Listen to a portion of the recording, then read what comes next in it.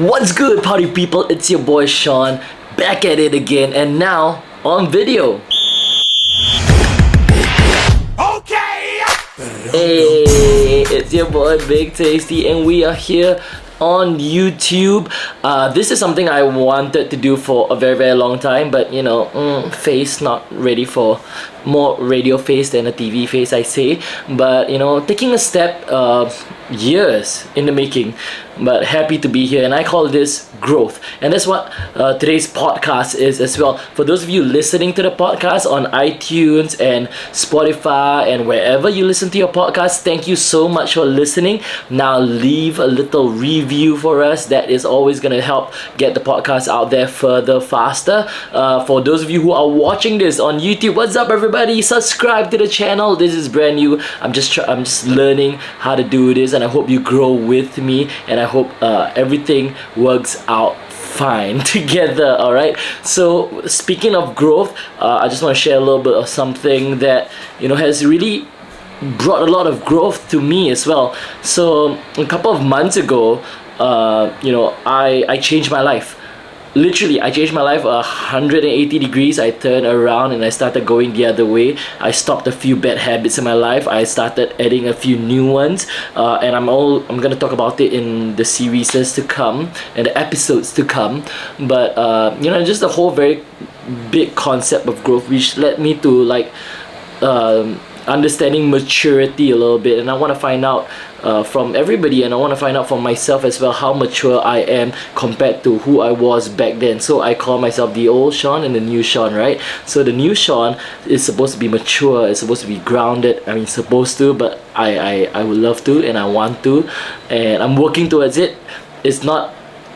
Nobody's perfect yet, but we're always works in progress, and this is just something that we practice day in and day out, and start building a little bit of that habits that will help us reach our goal every single day, right? So let's go through 8 signs of maturity that will help us be a new person. All right, the first one is always listening more and talking less. I know that's a bit weird because I'm talking a lot, but this is not me.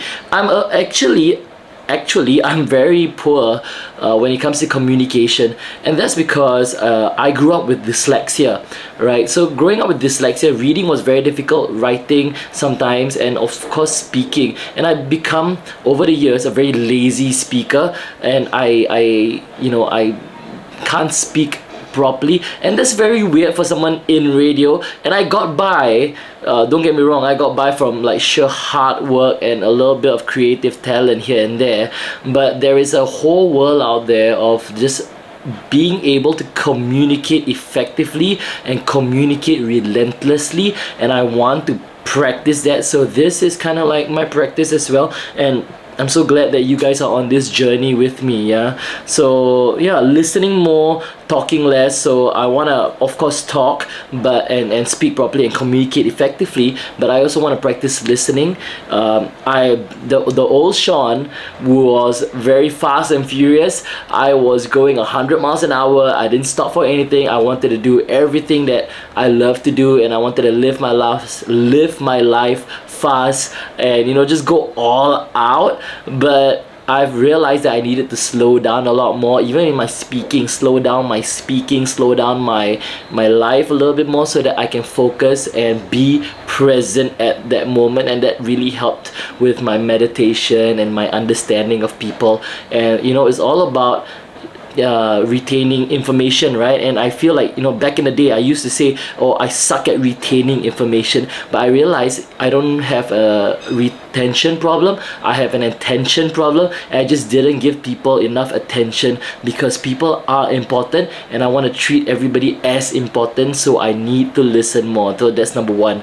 All right, and number 2 is having the humility and being able to laugh at yourself, which is funny as well, because I am a comedian and I see things from very interesting perspectives, and I like to find the funny. That was one of the biggest anchor statements and anchor purposes in my life growing up in radio was being able to find the funny in every single thing. So every time there's a news article out, or every time there's a piece of information coming by, I always want to try to find the funny, right? And that was one of the things that I was trying to train myself to find, and that has helped me find, the lighter side of life. And I was able to, laugh at myself as well, laugh at everybody's situation. I mean, of course, appropriately, but that helps with managing my ego. So I don't really have, I mean, I cannot say I don't have a big ego. Of course I have an ego, everybody does, but I want to be able to manage my ego and have a little bit of humility, a little bit, right? The third one, making sacrifices for the good of others without resentment, or without expecting anything in return. Just being kind. Being kind is something people say a lot, and something I believe from the bottom of my heart, that we should always be kind to each other, because we never know what people are going through.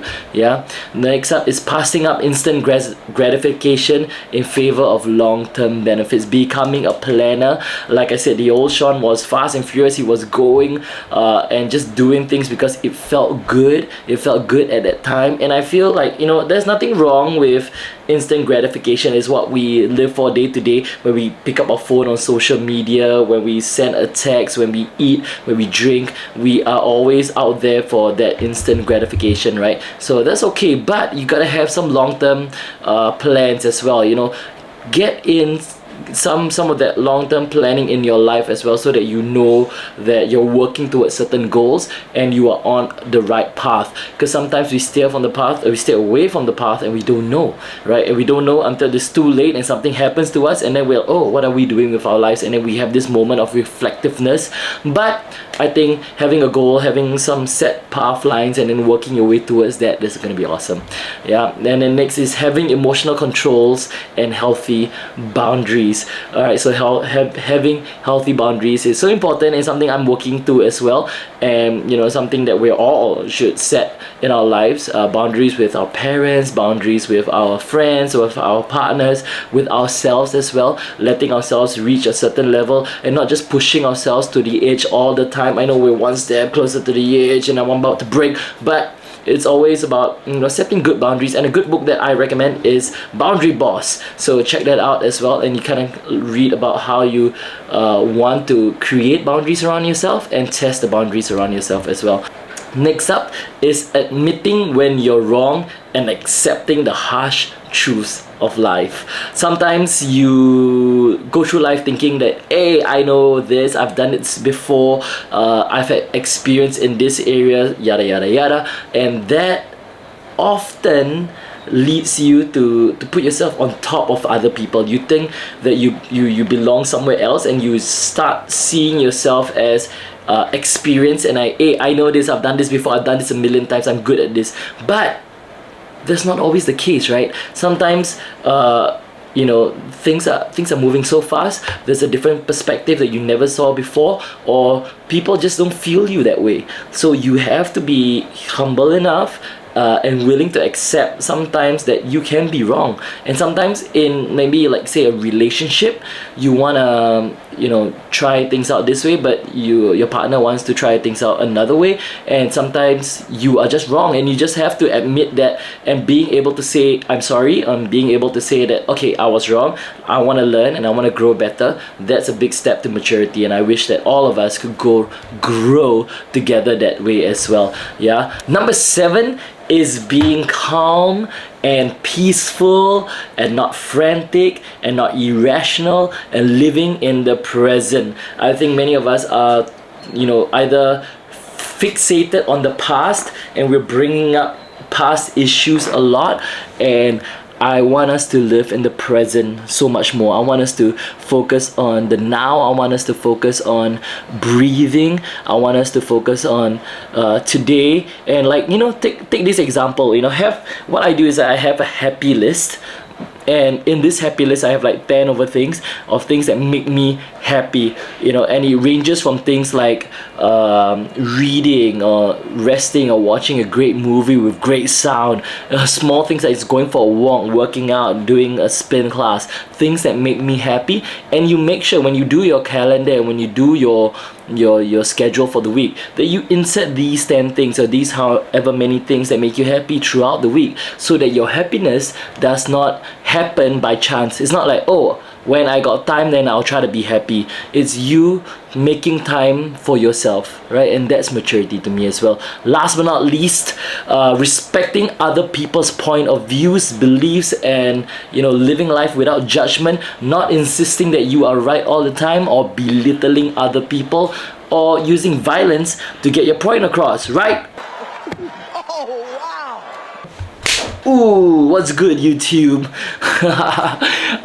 So yeah, living mature means understanding, finding peace with yourself, that inner peace with yourself, and really going out there and being the best version of yourself. And I hope you guys enjoyed this little podcast, YouTube / I have no idea what to call this. This is so new for me. I'm learning, and if you guys have any suggestions, any help, you can slide in my DMs on Instagram as well. That's Shaun_Tupaz. Give your boy a follow. Leave a little review, 5 stars baby, all the way. Not on Grab or on Uber, but like on iTunes and on Spotify. And of course, leave a comment on this video. How's the room? I try to clean the room and try to make it like nice and cool for the video, so I hope it works. Yeah, thank you so much for joining me on this journey, and let's go through this together.